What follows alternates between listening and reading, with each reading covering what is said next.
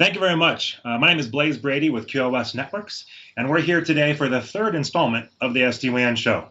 I am the regional channel director for QOS Networks, and we are looking for a very exciting show today. Joining me on the panel is going to be Jacqueline Catala from Spearhead Network. If you look at Jacqueline's resume on LinkedIn, she has an extensive background of working in technology. As a matter of fact, I found out today by looking at her LinkedIn profile, we worked at Quest Communications together. We just never crossed paths. The reason I bring that up, though, is because Jacqueline's made that migration from somewhat legacy technology to new edge technology like SD-WAN. Additionally, on the show today is Mike Miller from Sidepath. Mike also has an extensive technology background. If you look, he's been sales leader and regional sales leader for multiple companies, including AT&T and others.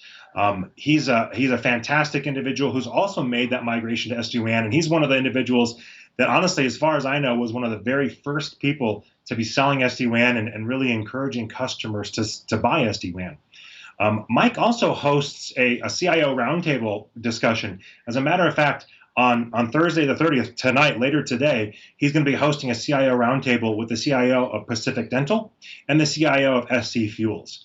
If you've never joined a CIO roundtable, you really want to join. It's a great way to see into the insight of why a CIO makes a decision, why they evaluate a technology one over the other, and really kind of hear it directly from the horse's mouth, if you will, and really understand why that CIO buys. If you have never joined one before, join tonight. It's a great way to learn more. And last but definitely not least on our panel today is Patrick Chen. Patrick's one of the senior sales engineers for Intelisys, and he is the lead SD-WAN engineer for Intelisys. So he has an extensive knowledge of SD-WAN. He's actually worked for SD-WAN providers and technology companies in the past. He's now working in Intelisys, and he brings that knowledge to answer a very challenging question. That challenging question is he has to know literally every SD-WAN provider and recommend provider A versus provider B versus provider C, and honestly, all the way down to provider Z sometimes, depending on how many different SD-WAN providers that the customer or the partner is looking at. So on today's call, we're going to be talking about three key things. The first thing, we're going to talk about the technology itself. Number one, what is SD-WAN? Why does customers buy it? Maybe why customers don't buy it? What dictates a good SD-WAN solution? What dictates maybe a bad SD-WAN solution? The second thing we're going to talk about is sort of the sales process and how do you help a customer make that SD-WAN decision or overcome an objection when they said, you know what, I don't want to buy SD-WAN, and it's the best technology. And then third, and definitely not least, we're going to talk about those next steps. What is next after you sell SD-WAN, or what is next after you get a customer's buy-in? Maybe what application or solution complements SD-WAN, or maybe what application or solution leads to an SD-WAN solution. So that's our call today. I'm now going to turn it over to Jacqueline for the first introduction. Go ahead, Jacqueline. Thanks, Blaise. So I'm Jacqueline Catala. I'm with Spearhead Group. We are a consulting firm and master agent out of Dallas now. And we focus on four major practice areas: voice and data networks, data centers, cloud phone systems, cloud contact center, and then cloud applications. So we see SD-WAN as a hot area where the majority of our clients, which are mid to large size enterprise businesses, are either trying to get to or have transitioned to and potentially need to find an alternative solution from the one that they selected. So it's definitely a hot project area that we're working on all the time. Thank you very much, Jacqueline. Yeah, one thing that I didn't mention at the beginning is that cloud migration and that digital transformation, which SD-WAN can really enable. Speaking of enabling, Mike, why don't you give us your introduction, please? So my name is Mike Miller. I'm with a company called Sidepath. I've been in the consulting world now about 8.5 years or so, but about 20 plus years in telecom and technology. I help enterprises achieve their digital transformation goals. I oftentimes become a confidant to the executive team. Lately, it's been all about customer experience. There's been a lot of motion and movement in that area, a lot of new technology, and none of that new technology works very well unless you treat the network properly, right? And that's what we're here to talk about today. And a lot of people forget that until they get into these very expensive and complicated applications that they're looking to consume and use in their organizations. It's foundational that we go back and talk about the network, and I think we're in a unique spot to have that conversation. Thank you very much, Mike. And then wrapping us up, Patrick, tell us a little about the challenges that you have to deal with and how you, of course, overcome those challenges. Well, first off, Blaise, I appreciate you having me on the show today. I've been following it, and I'm a big fan. At Intelisys, for those of you who don't know, we are also a master agent company. We are a child company of ScanSource, which is a publicly traded company.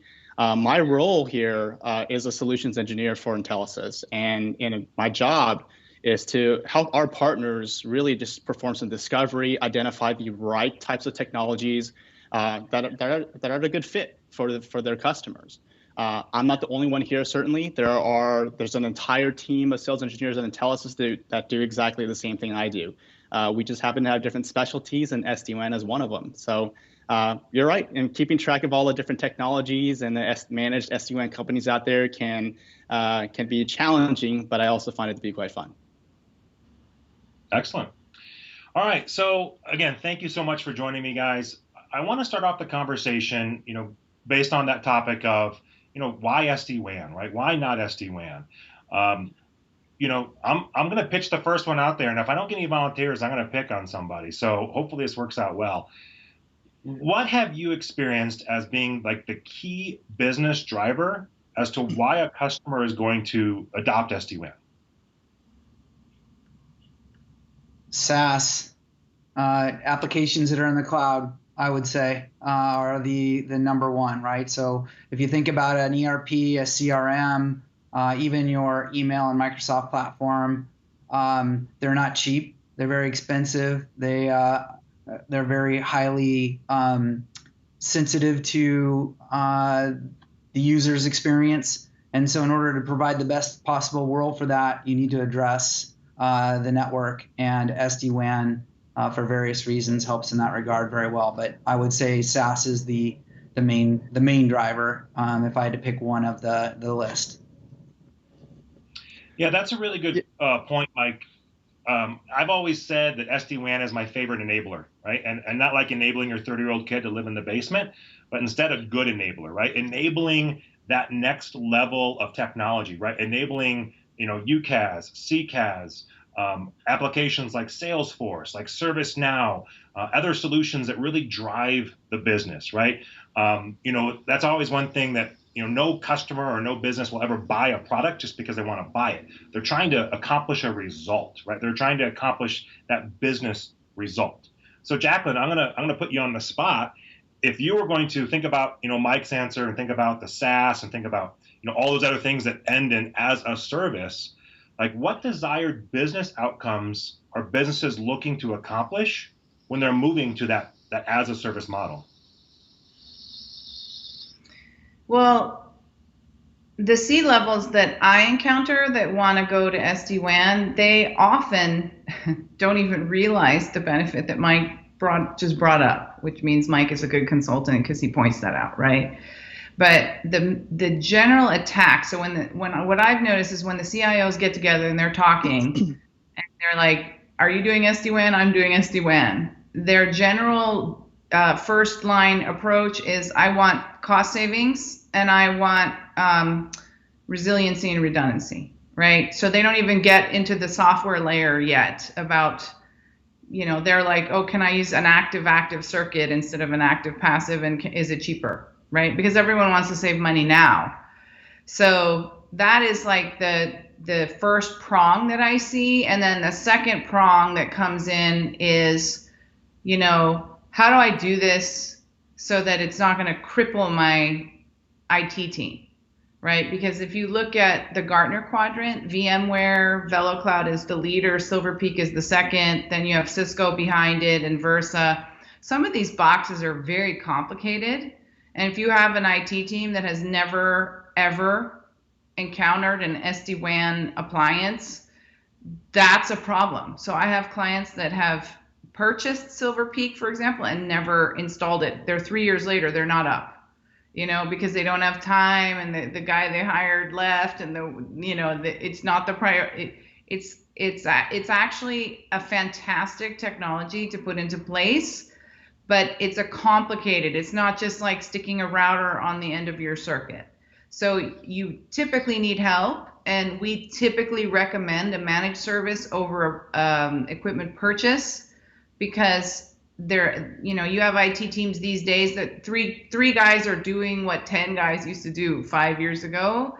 Nobody has time for it, and it's not their core business. So we typically see purchase projects fail and managed service projects do better. I'm not sure I answered your question, but I hope I did. Well, no, you absolutely did, and I'm going to summarize your response, at least what I heard, is a lot of times the CEO starts the conversation, for lack of a better word, sort of misguided, and you have to re-guide the conversation and help them understand that benefit they're going to realize. And you also said, and again summarizing, that you really encourage customers to go with a managed solution, right? The SD-WAN devices are amazing. The technology truly is amazing. It's one of those, black magic, if you will, on how it works and how it gets, does what it's supposed to do.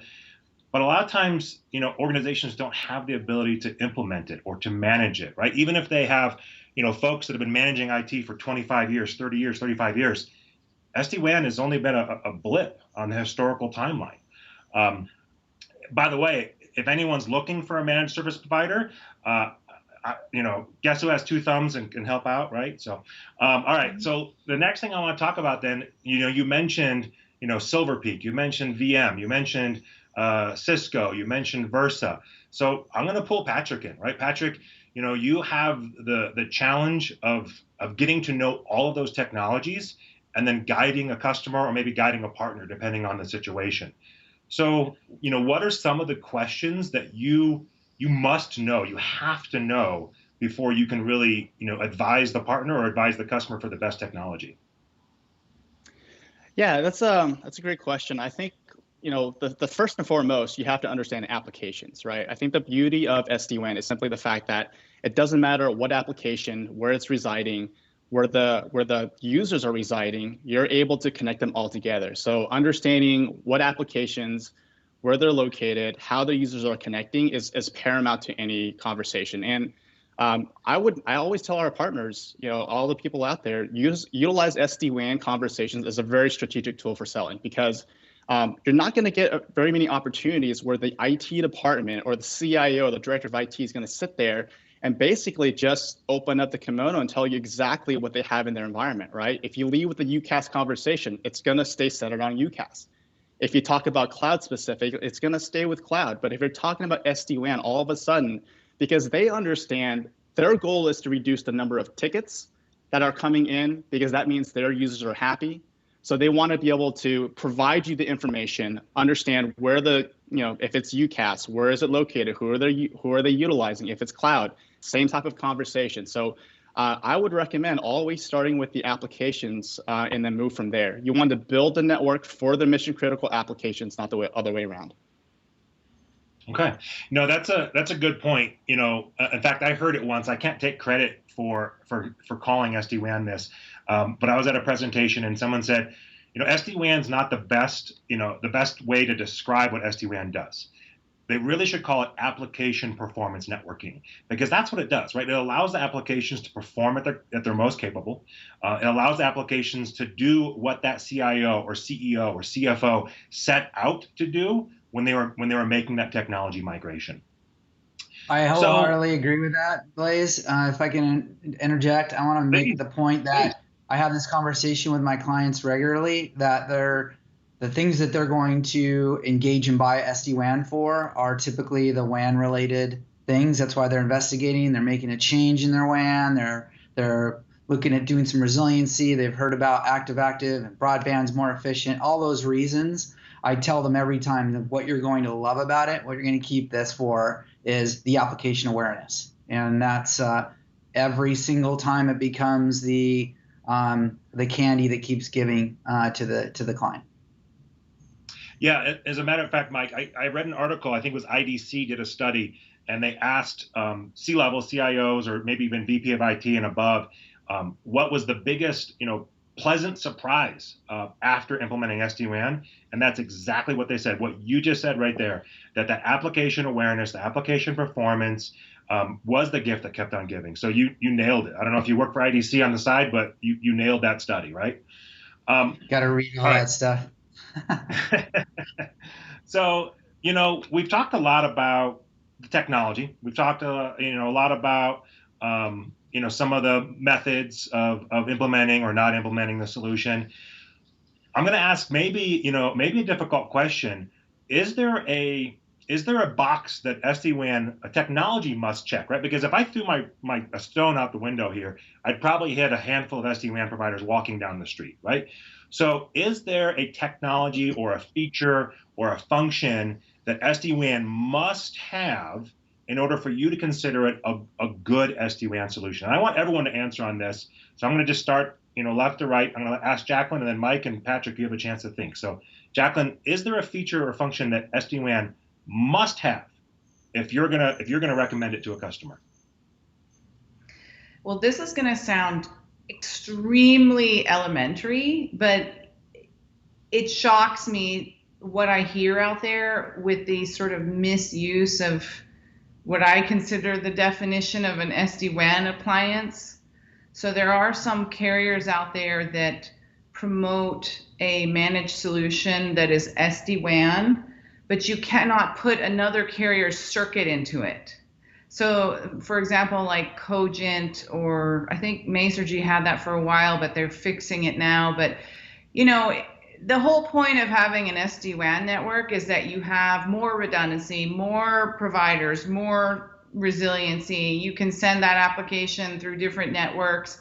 So if you have these providers that come in that say, oh, we're going to offer you a managed SD-WAN network, and it's just our circuit with a smart box on the end, I'm like, that's not SD-WAN. Like, you don't get, like, before you even get the application awareness, you kind of want to use the fact that you no longer have active passive, you have active against however many circuits you want to put in. And that's a huge advantage for properties that, that really hurt when their circuits fail, right? And the IT guys are up at 3:00 in the morning and have to switch it all over. And, so I don't, it's true that these managed service provider or managed carrier offers that come in, and I don't want to speak disparagingly of them, but I don't recommend them personally. So when they come in and they say, oh, we're doing application prioritization, well, I don't care, because it's only one network, and so therefore it's not something I would propose to an enterprise client.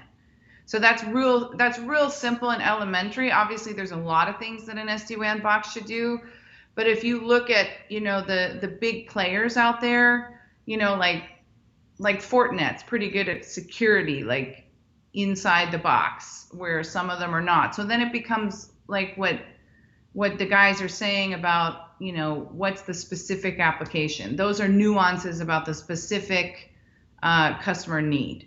But that sort of a basic thing that I just throw away every time is when whatever is being provided can only accept the one carrier's solution. No, that's a really good point, and I would happen to agree, right? It's the promise that SD-WAN makes is giving the company that ability to have the flying car, right? They were promised the flying car. Here's the flying car. It's an amazing technology, and not to disparage anybody out there, but if all of a sudden the provider says, well, you can have the flying car, but you can only fly it on our roads, and you have to stay at least 12. You can only come 12 inches off the road, and you always have to be on our private roads. Well, then what's the point of a flying car, and what's the point of SD-WAN if all of a sudden the customer's limited to that choice, right? Mike, what do you say? What do you say that SD-WAN has to have to be good? Well, the transport agnostic is a good point that was just brought up. But I say it's the application awareness and then the nuances within that application awareness, whether I can prioritize traffic, whether I can see the end result, where that traffic is, whether I can get performance reports on how that traffic's performing to that specific user, to that specific application. that's really where the rubber meets the road for me. There are different applications by the client, different client situations that would warrant different technology, in my opinion. So there are very much a nuance here. There's a lot of work to be done with consulting to the client to find the right solution for them. When it comes to SD-WAN, there are a lot of options. But yeah, transport agnostic is absolutely one of them. I don't believe, I might go out on a limb here, I don't believe in some of the other nuances. People get in debates whether active-active is a true SD-WAN or not. I see plenty of clients that are implementing one active internet broadband circuit and a 4G backup or something of that nature, but they are utilizing it for all intents and purposes as an SD-WAN. So there are some nuances, but for sure, for me, it's all about the application awareness.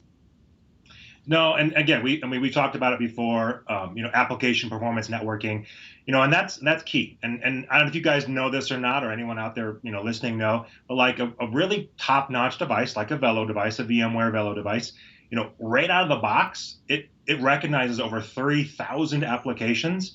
And then it's quite simple for the customer to prioritize application A over application B. Or again, if they go with a managed solution, they can work with that co-managed provider to help them say, well, you know what, this is our mission critical software, or this is our mission critical application. How do I prioritize it? And they can work with that co-managed environment. All right, Patrick. I've had clients that thought they had an issue with an application, and actually it was a routing issue, right? That was discovered instantly once we plugged in a Velo Cloud and saw what that route went, and we could see the error right away. And it was one of those situations where the network team did not want to deliver that bad news to the executives that they'd been routing for years in a less than desirable state, that once we plugged in Velo Cloud, we saw it immediately. So yeah, it solves a lot of problems. Yeah, I would say virtually every customer that QOS works with, we hear immediately afterwards, I had no idea I had this level of visibility. I had no idea I had this level of awareness of my applications. So, all right, Patrick, what is the technology or what is that feature that SD-WAN must have to get the Patrick Chen stamp of approval? Well, yeah, it's a good question. Let me first address something that I heard earlier. The transport agnostic aspect is definitely a big thing, but I also differentiate because I feel like there's a difference between the SD-WAN technology and also the managed supplier that's providing the managed services around that technology, right? The majority of the solutions out there, whether you're looking at Velo Cloud or Fortinet, they are going to be transport agnostic. I think that decision to require that specific carrier or that provider's circuits is really a decision that's made by that particular carrier, right? That's not necessarily an indication of the technology itself. For me, bare bones minimum, if you're looking at SD-WAN, you have to have a combination of a couple of things. You have to have that best path selection. You have to have the load balancing aspect, as well as the ability to, like Mike said, have the application awareness, as well as having a single pane of glass where you can manage everything. If you're missing any of those four basic components, you're either just a load balancer or you're just another router that's out there, right? You need to have all those combinations. From then on, if you were to ask me one of my personal favorites in terms of the features that are out there, I do lean towards SD-WAN technologies that have that, I guess you would call survivability, right? The ability to be able to ensure that whether you're on a voice or video call and you're on a call, if your primary connection drops or whatever the situation is, that call will absolutely continue because those replica packets are still going across the secondary link. And that's one of my favorite features for some of my favorite SD-WAN technologies. No, I think that is cool. And that is where a lot of customers really feel like it's black magic, or it's some weird, little gremlin living in the box. How did it know? When someone yanked that cable, how did the call continue, right? And of course, personally, I know I've experienced it multiple times with Velo, and Velo does it very, very well. All right, so we've talked a lot about technology. We've talked a lot about what SD-WAN does and how it does it. Have you ever had a customer, and I want you guys can raise your hand if you want to volunteer, or I'll pick on somebody. I voluntold you. But have you ever had a customer that you knew in the deep down roots of your core and all of your experience in working for providers and working for different technology companies, and you knew that SD-WAN was the best solution for them, but they kept saying things like, no, it's not proven yet, or I really think MPLS is more reliable, or I really like my two cans and a string. I hang up these two cans and a string in between, and every time my technology goes across it. So who out there has overcome maybe that customer that really thinks SD-WAN is not the fit? I mean, I can definitely think of a couple of examples where that has happened. Usually it comes down to some of the network engineers that you're talking to have been classically Cisco trained, right? They're used to a certain type of model, a certain type of deployment method. And what I always first explain is, look, if you're talking about an SD-WAN solution, unlike an MPLS solution, you have the ability to test it out, try it out in your environment and see if it really can do what it can do, right? And also challenge them, basically utilize their existing Cisco knowledge against them. Typically, they'll talk about, oh, we already have failover, we already have route convergence. Well, if you're looking at the traditional, BGP protocols or OSPF, you're actually not leveraging both all of your bandwidth, all of your links at the same time, right? Point it out to them. They don't have a choice. They know you're correct. And if you talk about route convergence times, how fast can it fail over? Traditional dynamic routing protocols will simply not have the same type of low convergence times as you'll see from an SD-WAN device. We're talking sub-milliseconds here, right? Especially with the best of the breed that I'd rather like a VeloCloud solution. All right. I agree with that. Mike, would you like to add on or yeah, I'll just tell a quick story. Yeah, I have a CIO. I have a CIO client that's a QoS client today that started with a conversation around refresh of a WAN. And it was a very large WAN. It was several hundred locations of WAN. And I advised to go SD-WAN. I advised to go SD-WAN with Velo for their in particular use case. And the client decided to go it with traditional MPLS. And about a year into the solution, the MPLS deployment, the three things I told them that were going to occur all occurred, which was cost overrun, lengthy deployment, and poor customer service from his carrier. All three happened within that first year, and we started a simultaneous migration to SD-WAN 1 year into a 5-year agreement. So I was certain it was the right solution for him today, and now he's that CIO is a testimonial client of QoS, and enough said there. He's now an advocate, and I think it was just a little early at the time for him, and a little early in the Gartner Magic Quadrant for him to feel comfortable that everything was ready to go. But it has proved out to be exactly what we stated and what we all believe, and that is it's transport agnostic, it's survivability, it's resilient, it's application aware, it's all of those things that we want it to be. Excellent. No, thank you for that, and thank you for the endorsement. I can't think of the customer off the top of my head, but I'm glad that they're a positive reference. Jacqueline, write me later. I can hook you up. I'm sorry. Which one is it? I said you can write me later, and I'll tell you all about them. All right. So Jacqueline, you haven't had a chance to share on this. Have you ever come across that customer that doesn't think SD-WAN's right, but you do? Yes, the two major complaints that I run into, or major obstacles and this is just a lack of education, right, is they're worried about the quality of the connection of traveling through the internet and the security, right? So these are people that haven't studied the leading boxes very closely and don't realize that these are very secure tunnels, and that there's forward error correction and all these things that the boxes can do to fix the connections. So that's usually the stopper, like that's the hand that goes up. What? We need MPLS or we need private line, right?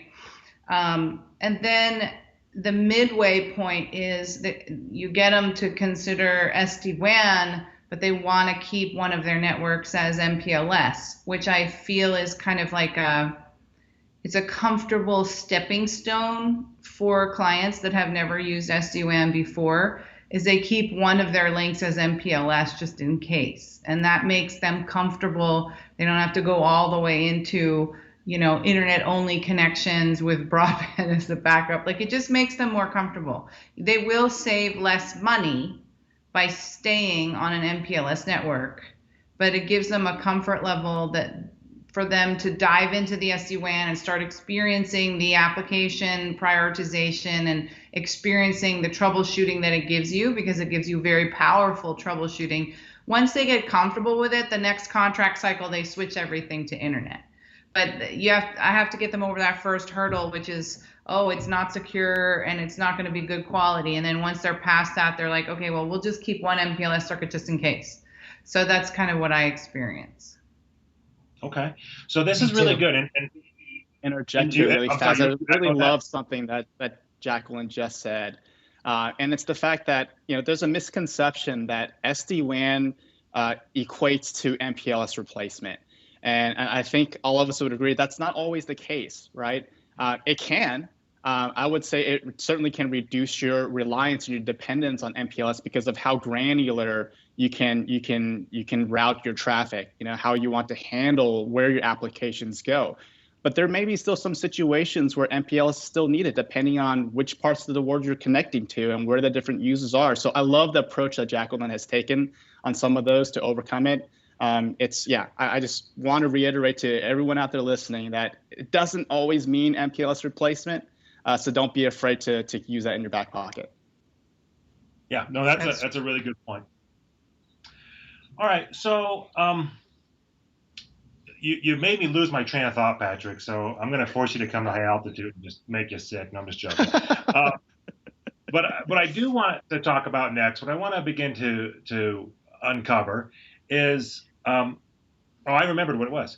So, Jacqueline, you mentioned, well, I want to show them, I want to overcome the challenge of security and overcome the challenge of reliability.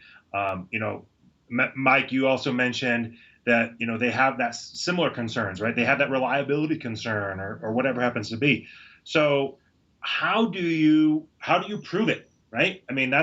Talk is talk, but, how do you walk the walk, right? How do you prove to that customer that SD-WAN really does do it, or maybe the provider you're working with really is going to follow through on the promises that they're making? Who wants to go first?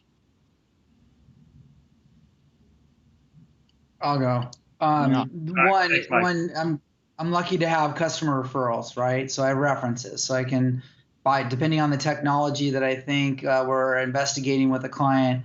Chances are I've got one or two or more clients that I can pull upon to discuss, right, and let them know about their experiences. Two, I'm a big fan of plugging a box into an internet connection and seeing what we can find, right, and running some applications over it. It's that easy in a VeloCloud world, right, and some of the others are fairly available to do that. And if you're looking at a partnership with a new partner, right, it's a very good opportunity to see how friendly and easy that partner is willing to work with you, right? And so there are ways in which we can put up proof of concepts and run applications for clients. We've got some devices at Sidepath, we've got devices at QOS. There are places you can play and utilize your own particular application stack and see it in motion. So I'm a big fan of hands-on. I think most network clients are as well. Yeah, humans in general, right, are that tangible learning, right? They want to touch it, they want to feel it, they want to smell it, they want to taste it. Please don't let anybody lick our SD-WAN devices. Does anybody have any different way than what Mike mentioned? He mentioned references, and he mentioned experiencing it firsthand. Is there other ways that you've overcome that objection? Well, I think it's easy. Go ahead. Okay. So I think it's a little easier now because it's such a buzzword. It was a little more difficult 2 years ago, but now, like, I had a client where the entire IT team, VP level down, they wanted to stick with private lines. They wanted a full-on private line network. And the CEO kept saying, well, all my friends are doing SD-WAN. What's that? It's such a buzzword now that it's easier to get people to look. And then it becomes actually a simple, if you get a vendor such as the hardware vendor or the managed service provider to do a 1 hour, screen share where they're showing the tools, the engineers fall in love with the tools. They can't help but fall in love with the tools. When they see what the box can do, they fall in love with it. And then to get past that, security question or whatever, sometimes they'll stick on that. And as Patrick said, I don't ever say, oh, you have to go just internet. The box is carrier agnostic. So you can stick whatever you want in there, MPLS, wireless, DSL lines, dedicated internet. So I sit with the client and remove that objection by figuring out what they're comfortable with, and then explain to them that the box will allow you to use all these circuits in tandem simultaneously or automatic failover, however you want to set it up. But it's smart enough to make use of all the connections. So then we decide, are you comfortable with a wireless connection? No? Okay, we're comfortable with a cable and an internet and an MPLS, whatever. And then once they're past I don't want to let go of my network that I love, then we start looking at the box and the capabilities of the box. And then sometimes you end up back at the network design, because now that they're comfortable with the box, they're willing to let go of certain areas of the network. So it's easier now because everyone's heard of it. So you just have to get them a little education, and then they all get very excited because the capabilities is very strong. Okay. Patrick, anything else you want to add to the topic? Yeah, I'll just expand a little bit on what's been previously. I think we're all in agreement that the proof is in the pudding, right? You want to be hands-on. You want to be able to put them on site to show them exactly what you can do.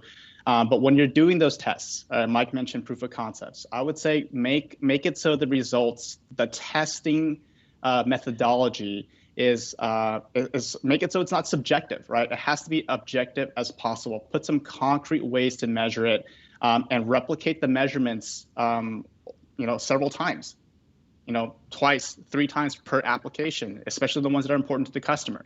And I would even say, ask the customer, where are your most troublesome locations? Everybody has one. And if you can fix the problems in their most troublesome sites, I mean, that's a very powerful message you're sending. Yeah, we get often asked, right? QoS gets asked often, why does a proof of concept fail, or why does a trial fail, or whatever that happens to be, right? And the number one answer that we say back is, unclear or undefined measurement, right? How are we going to define what good looks like, right? How are we going to define what success looks like? And if they're just plugging in a device or 5 devices, whatever happens to be, and they're like, let's see what happens. Honestly, that's bound to fail, right? Because, you really should have that tangible measurement and that desired outcome. And that way you can say, yes, it passed. No, it didn't pass. And here's why, versus, sort of more of a subjective, decision of I liked it or I didn't like it. Yeah. All right. So I'm going to transition topics to next steps, right? So let's go ahead and say we've opened the door, right? We've talked with a CIO or a director of IT or a customer in some way. We've shared with them the value of the application performance. We've shared with them the value of maybe using lower cost access options. We've shared with them we've gone away from their security concerns and we've overcome those. They've just said, all right, I love SD-WAN. I love what you just shared. I love the provider you introduced me to, or the managed service provider you've introduced me to. What is next, right? What is the next thing that needs to happen? And maybe, what are some of the pitfalls that you made in the past, or maybe saw somebody else make in the pitfall in the past that didn't really lead to a good next step? Jacqueline, do you want to answer that one first? Sure. So after the concept is accepted by the company, they either usually want a reference or a POC, right? One or the other, or both, but at least one or the other, in order to be comfortable to move forwards. Once one of those has happened to whatever their requirements is, and they sign the paperwork, the tricky thing is that if they're trying to implement it themselves, it usually becomes a hairy mess. So that's why we use managed service providers like QOS Networks and some other ones, because you guys already have the project plan. You guys already know where to start. You do the whiteboarding session. You just keep it moving, right? If you just throw the devices on top of the customer and the customer's like, what do we do now? They'll never get it organized. They just don't have the manpower, and it's also a process that you either have to invent because you've never done it before, or you let a managed service provider that's very experienced take you through that process.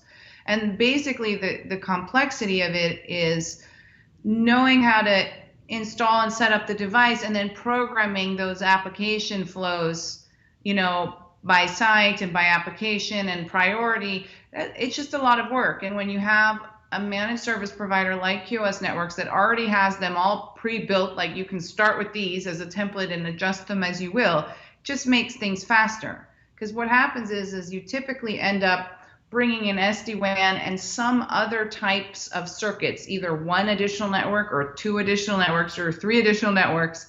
These circuits are now all coming in. The boxes are not ready. Now you're double billing circuits all over the place, old network, new network. Nobody knows how to plug anything in, and it becomes a financial disaster for the C-levels that did not budget for this.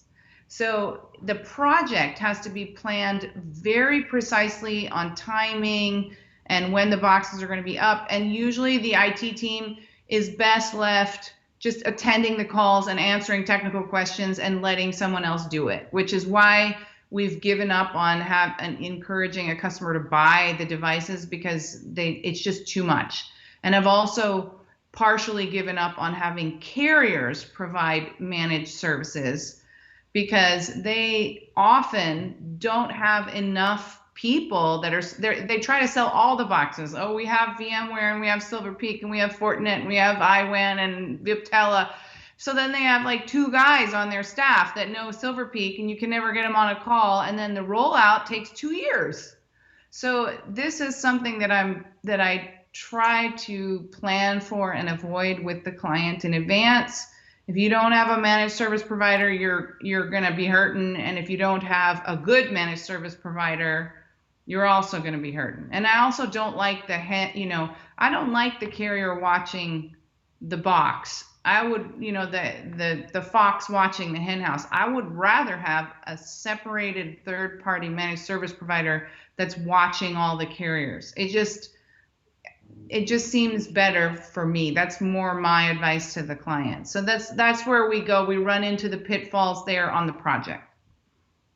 That's great. That's a great answer. And hopefully, I know this is being recorded, but hopefully everyone out there listening took some notes, because, Jacqueline, you really nailed it from, kind of A to B, B to C on those, key next steps and how to avoid those pitfalls. Mike, I saw your head nodding. I saw you smiling a couple times as Jacqueline was speaking. Do you have something you want to add or elaborate on something she shared? I believe exactly in that. And I would say the only pitfalls that I've looked back on recently have been where I didn't lead the managed conversation right off the bat, right? And eliminate that client that was looking for a purchase model, right, for their devices and a manage themselves style. I discourage that. I don't even bid on deals that have hardware, if you will, where they're buying the hardware and they're procuring it. That's not my play. I believe so core in my value system about this product set in particular that I believe that this is a managed service play every day, all day. There's too much to it. I have seen too many complicated network challenges arise in the middle of an SD-WAN. Not during the deployment, typically after deployment, a new application surfaces or some new methodology that the client's using creates some kind of something that you need help with. It's tricky. It's not as simple as plug and play, especially when you're dealing with security. And so I'm a gigantic fan and have many use cases and examples to pull from to prove that case. And I wholeheartedly agree with Jacqueline's conversation about the carrier. I don't like the carriers managing things. I don't believe they're the place to go to. I think clients are running away from their carrier relationships and looking to aggregate services from carriers, if you will. And I've had a really, really good experience with QOS as a managed service provider and others. But I'm happy to bring managed service to the equation right off the bat when it comes to this. This is the foundation. If you have a partner that's looking at your network, that's helping you manage your application performance, then you're aligning with the executive's objectives. And that's just a good place to be. Excellent. Patrick, anything you want to add to this conversation? Or, I mean, I just want to make sure you don't feel left out of sharing on this topic. No, it's, I mean, I think we've all experienced the same thing, and maybe that's why we're all in some ways hinting at the debate between the do-it-yourself versus the managed services. And I'm in the same boat. I feel like the managed service aspect is absolutely the way to go. What are the next steps? I think that was the original question. It's really going to come down to the discovery and the planning, right? There's a lot of other nuances that comes with SD-WAN deployments that you typically don't consider when you're just doing a traditional MPLS deployment, right? Identifying which applications are important, which ones should go over a certain connectivity as opposed to another. Even understanding what other devices on a network that could be interfering with the performance of the SD-WAN device. So all of that discovery really needs to be done up front, and it's very hard for internal IT departments that have never dealt with these technologies to be able to make those assessments. So with that, in that vein, I do agree. Having a managed service provider like QOS, right, that has experience, has seen a lot of the gotchas and the pitfalls, that can help make the deployments go a lot smoother. So a couple of you mentioned it already. I love the kudos. I'm not going to turn them down, right? I appreciate the pats on the back. And let's elaborate on this for a second. We didn't really set down the path to talk about managed service providers or not. It was definitely, it kind of came up organically, if you will. But to that point, what would you say, what feature, what function, what capability would you say a managed service provider needs to have in order for you to say they're a good managed service provider? Does anybody want to volunteer to go first? Yeah, I mean, I don't mind. I think a lot of it, because the technology for the most part is going to be the same. If you have one Velo managed service supplier compared to another, the Velo product, for the most part, depending on who you're talking to, is going to be the same, right? But the execution is what's important, right? It would be the same. Like the best way I would equate it to would be, if you're wanting to go to a restaurant and they use the best ingredients, but their chefs are terrible, right? You're going to get a very bad product. But if you're working with a managed service provider that has the history, they've proven themselves, and you're comfortable with the way they are doing the pre and post sales design and support, that's for me the biggest thing, right? And I'd be the first to admit I'm a little bit more conservative in bringing new players to the table, but once I've had some success and I've firsthand seen how well they can execute, I'm the first one. I'm a super loyal guy. I'm more than happy to bring them in over and over again. Excellent. Mike, Jacqueline, is there anything else that you want to add to that? What makes a good fee? Yeah, I say it starts at the very beginning in the sales process, right, with the technical prowess of the team, right? And so we don't have to get into the flux capacitor conversation super deep, but we definitely need to get into that customer's unique applications, their unique needs, their unique desires, their very specific objections that they might have, whether they be warranted or not. It starts there with that technical prowess in the conversation of a good solutions engineer like Aaron Tomoski at QOS, for example. Somebody who can just disarm the client, make them feel very comfortable, not make them feel silly, not debate with them on, I wouldn't do that kind of conversation. Just somebody who's very thoughtful and knowledgeable of the product. That's the first place. But it all comes back to Eric, Jacqueline, and my job is to understand not just the why to buy. It's the company to buy it from and the process and behind the scenes, right? So the most important piece of the pie here that everybody's trying to evaluate is what happens when I buy it. What's my deployment going to look like? What's it going to do to my network? What's it going to do to my organization? How much time is it going to take? How much time am I going to have to invest in all of this later? And so we have experience there. I mean, I sit through the pitch, and then the vendor leaves, and I'm sitting with the CIO and the VP, and we're having a conversation around why or why not to buy, right? And that comes down to deployment, post-deployment, and day 2 support, right? Like what happens once I'm up and running and everything's good and to go, and I have a down circuit. How am I going to know about it? When am I going to know about it? Who's going to take the first call? That kind of thing. And no one knows that but us, because we've seen it and we've lived through it, right? And so I know Jacqueline and I live by our references and our reputations, and so for that reason alone, I think we're trusted advisors. We wouldn't be doing this today if we were running around slinging solutions, right, as they came into our inbox and just putting them out there. It doesn't work that way in our world, and so we're fiercely looking for that solution. And I think it starts with the initial technical conversation, and more importantly, you have to know from the experience of many deployments who's going to do it and do it well. Yeah, and I appreciate you saying that. I mean, I know from personal experience working with you, Mike, and Jacqueline, and even Patrick too, like you guys aren't throwing stuff at the wall and seeing what sticks, right? You wouldn't receive the countless awards and top performance that you guys experience with that. So, Jacqueline, anything else you want to add to that? What makes a good MSP conversation? Yeah, I think when a client is willing to look at an MSP, their biggest goal is how little work can I do? I'm going to pay the managed service provider to do it. How much can they do and how well can they do it so that I can just go home and forget about the thing, right?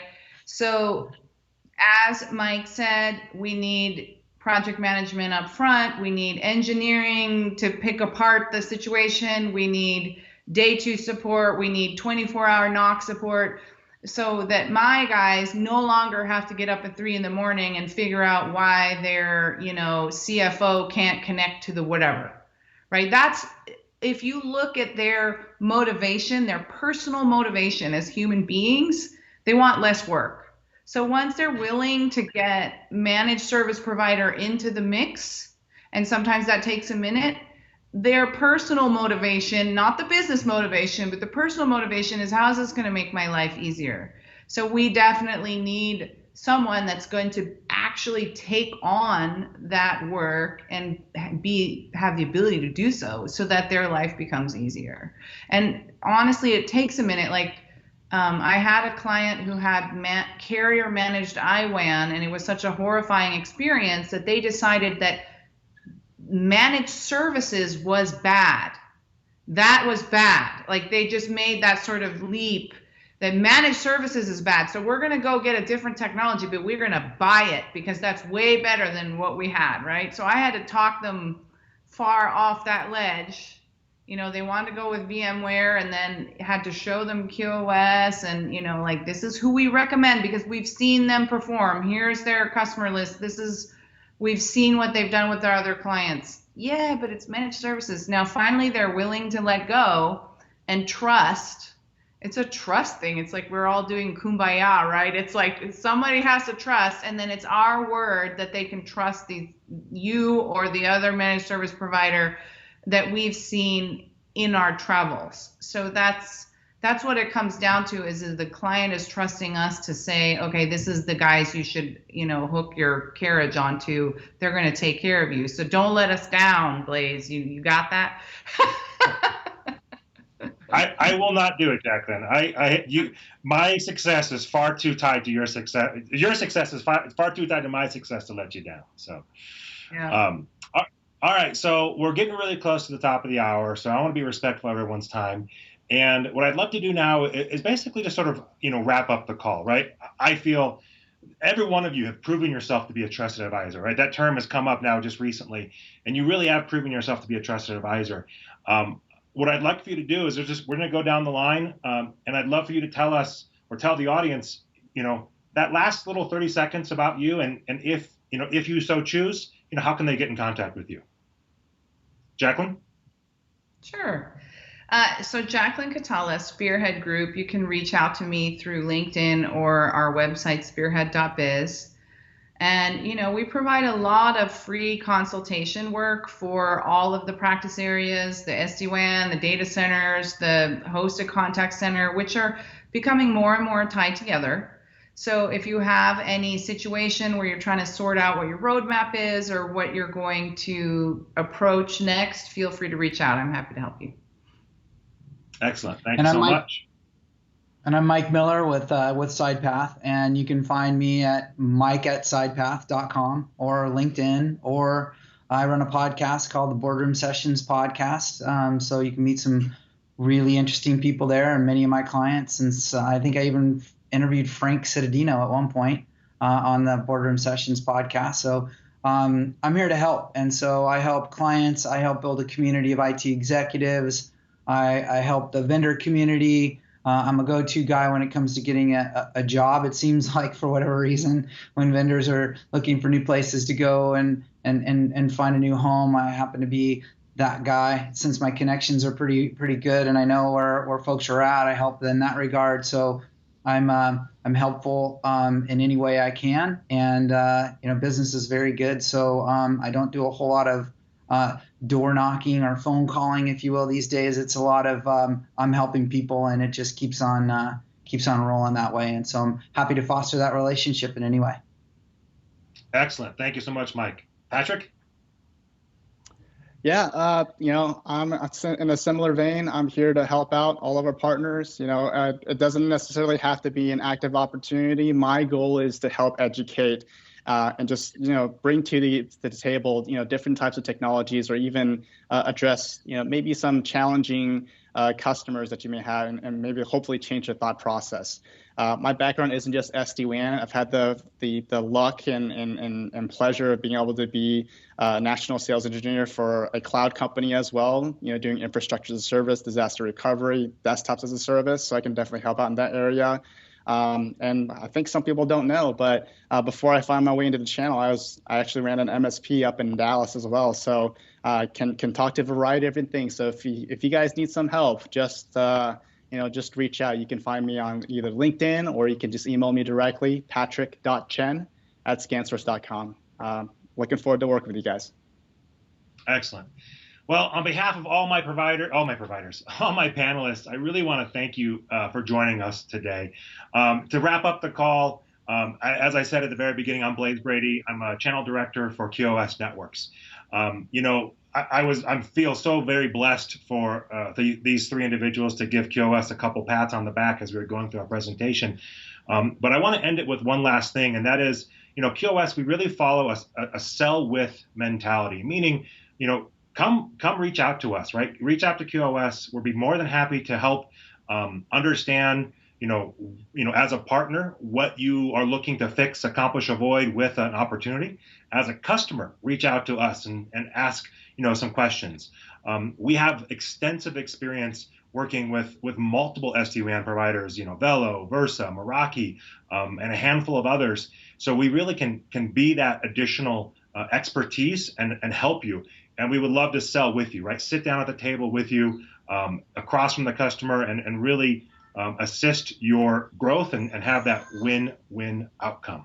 To reach out to QOS, you can reach out to me directly on LinkedIn. I'm the only Blaise Brady, I think, in the world, or at least the one on LinkedIn.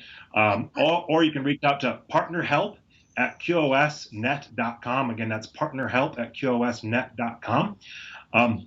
With that, I want to remind everybody that there is going to be another SD WAN show in 2 weeks from today. This was the third installment, so if you missed the first two, honestly, just scroll down on the page you're currently watching us, and you can see episode 1, episode 2, and then 2 weeks from today, you can visit episode 4. I appreciate everyone's time today. Thank you very much. Thanks, Blaise. Thanks, Blaise.